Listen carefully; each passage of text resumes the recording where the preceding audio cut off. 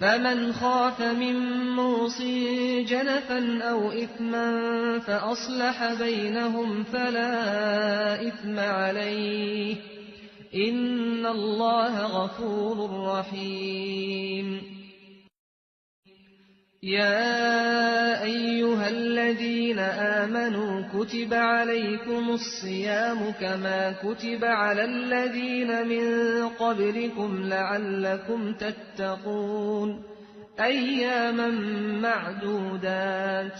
فمن كان منكم مريضا أو على سفر فعدة من أيام أخر وعلى الذين يطيقونه فدية طعام مسكين فمن تطوع خيرا فهو خير له وأن تصوموا خير لكم إن كنتم تعلمون.